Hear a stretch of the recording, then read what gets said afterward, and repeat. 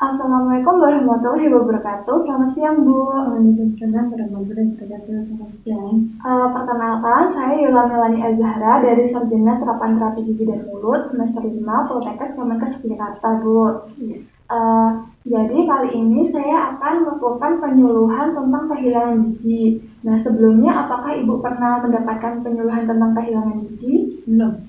Belum ya, Bu. Jadi tujuan penyuluhan kali ini adalah untuk menambah wawasan tentang apa sih pengertian kehilangan gigi itu.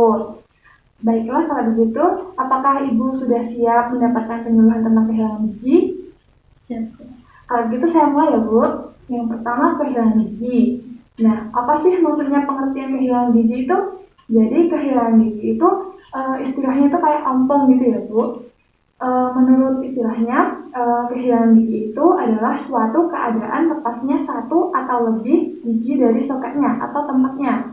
Nah, kejadian kehilangan gigi ini bisa terjadi pada anak-anak usia 6 tahun atau lebih yang mengalami hilangnya gigi sulung atau gigi susu, yang kemudian itu nanti akan digantikan gigi permanen.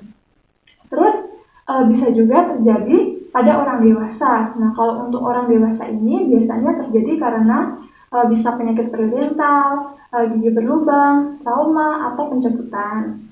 Selanjutnya yaitu etiologi kehilangan gigi. Nah, penyebab kehilangan gigi itu bisa terjadi karena faktor penyakit, bisa juga karena faktor bukan penyakit ya, Bu. Yang pertama yaitu faktor penyakit. Itu apa aja? Yang pertama itu ada karies atau biasa disebut dengan gigi berlubang. Nah, tanda-tanda terjadinya gigi berlubang itu terjadi demineralisasi jaringan keras gigi yang kemudian diikuti kerusakan bahan organiknya. Jadi giginya itu perlahan-lahan kayak patah dikit sedikit gitu. Terus penyebab terjadinya karies itu juga karena 4 faktor, yaitu yang pertama host yang meliputi gigi dan saliva atau ariur, terus mikroorganisme, substrat, serta waktu dan lamanya proses interaksi antar faktor tersebut. Nah, karies yang tidak dirawat ini, Bu, dapat bertambah buruk sehingga menimbulkan rasa sakit dan berpotensi menyebabkan kehilangan gigi. Selanjutnya ada penyakit periodontal. Nah, penyakit periodontal ini mempengaruhi hilangnya gigi juga, Bu. Itu karena disebabkan oleh infeksi pada jaringan pendukung gigi. Jika tidak dirawat itu akan menyebabkan resorpsi tulang alveolar dan resisi gingivanya itu sehingga menyebabkan lepasnya gigi dari tempatnya itu. Selanjutnya itu ada trauma dan fraktur. Artinya itu trauma banyak disebabkan itu karena benturan keras atau pukulan yang ditandai dengan terputusnya kontinuitas normal suatu struktur jaringan. Nah, hilangnya ini dapat menyebabkan gigi mengalami nekrosis. Selanjutnya itu ada faktor bukan penyakit. Contohnya itu yang pertama ada usia. Nah, usia ini juga mempengaruhi kesehatan gigi dan mulut pada orang tua ya, Bu. Terlihat dari tingginya angka kehilangan gigi yang akan mempengaruhi kesehatan secara umum seperti kesulitan mengunyah, masalah sosial, dan masalah komunikasi seperti itu. Selanjutnya ada jenis kelamin. Nah, jenis kelamin ini juga mempengaruhi kehilangan gigi, Bu. Biasanya laki-laki itu banyak mengalami kehilangan gigi dari perempuan. Hal ini karena kebiasaan merokok pada orang laki-laki yang berpotensi menyebabkan terjadinya penyakit periodontitis dan karies yang jika tidak dirawat itu akan menyebabkan kehilangan gigi, Bu. Selanjutnya ada tingkat pendidikan. Nah, tingkat pendidikan ini juga memiliki kesehatan gigi dan mulut yang baik. Sebaliknya, orang yang berasal dari tingkat pendidikan yang rendah itu memiliki kesehatan gigi dan mulut yang buruk, yang ditandai dengan luasnya kerusakan gigi yang disebabkan oleh karies sampai mengalami kehilangan gigi.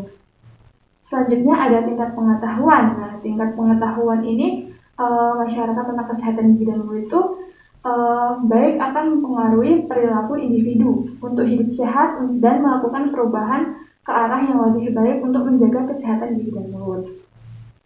Selanjutnya ada status gizi.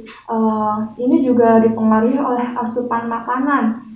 Kemudian ada faktor sosial ekonomi. Nah, faktor sosial ekonomi itu juga mempengaruhi kehilangan gigi karena masyarakat yang biasanya tingkat rendah itu akan datang ke dokter gigi atau klinik gigi apabila hanya saat mengalami sakit gigi.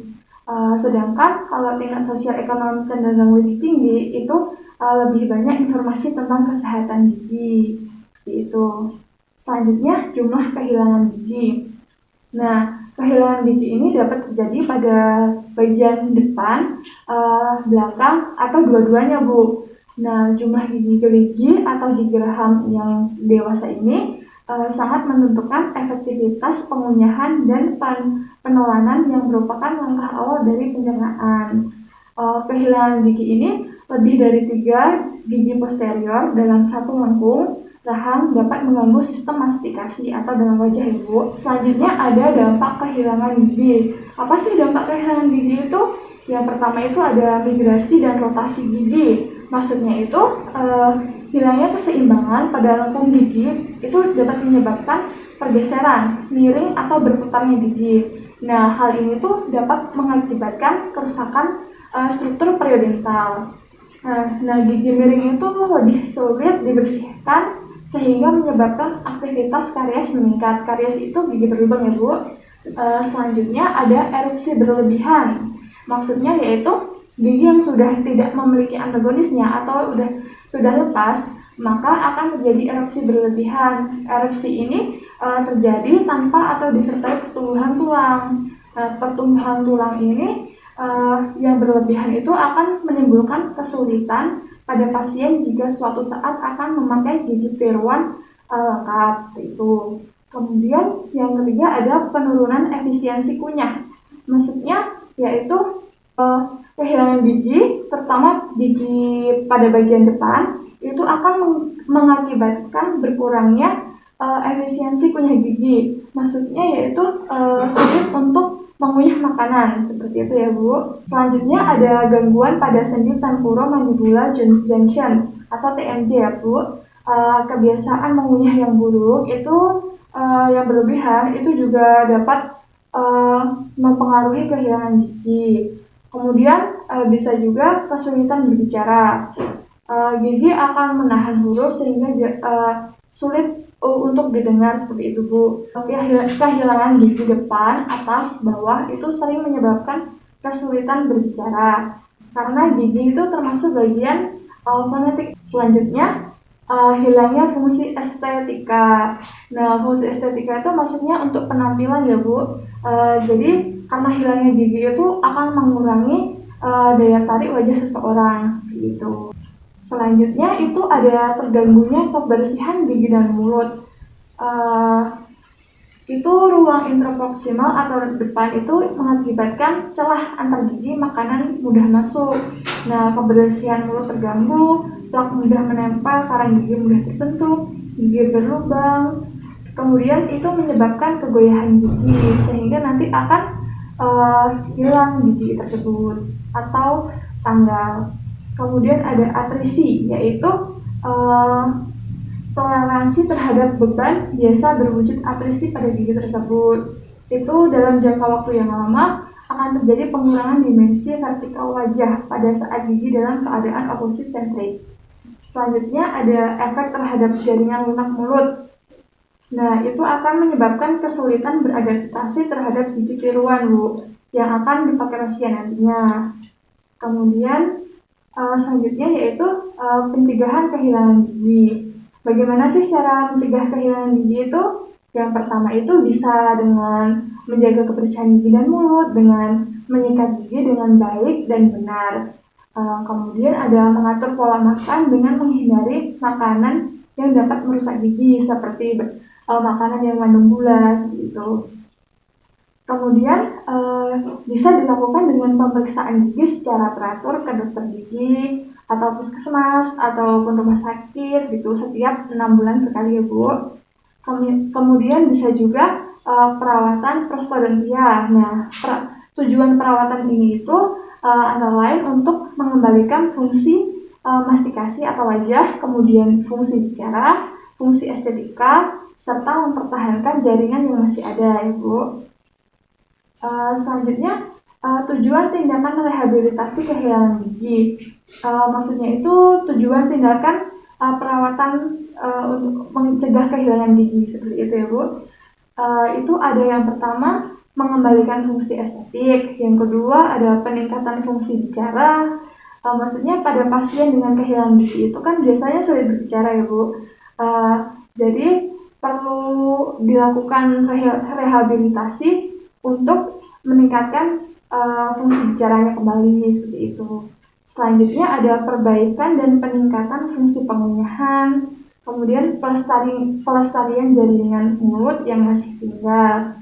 Nah, pelestarian jaringan mulut yang masih tinggal ini berperan dalam mencegah atau mengurangi efek yang timbul karena hilangnya gigi.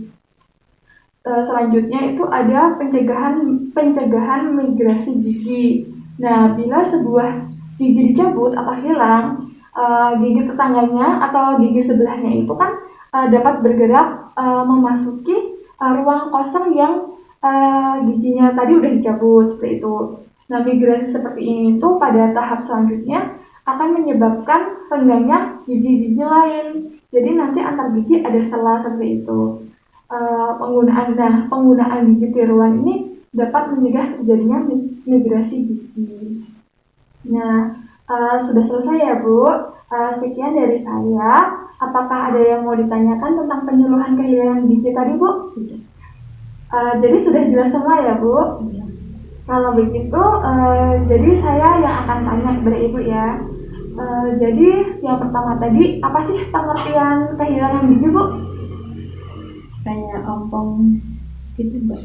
Iya, kayak ompong seperti itu ya Bu, atau lepasnya gigi dari soket atau tempatnya. Nah, selanjutnya kalau boleh tahu apa ya Bu tadi penyebab kehilangan gigi itu? Bisa karena penyakit dan juga bukan karena penyakit Mbak. Iya, benar. Contohnya itu kayak kalau yang faktor penyakit itu tadi ada apa Bu? Karies atau gigi berlubang. Iya. Kalau faktor bukan penyakit itu bisa karena jenis kelamin gitu ya Bu, atau usia seperti itu.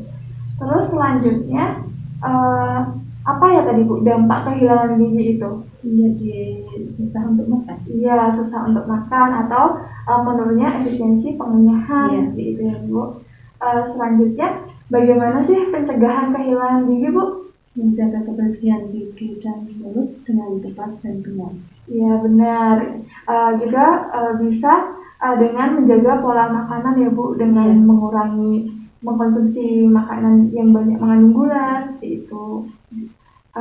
Baik, sekian penyuluhan dari saya ya Bu. Terima kasih. Mohon maaf jika selama penyuluhan tadi saya ada salah kata.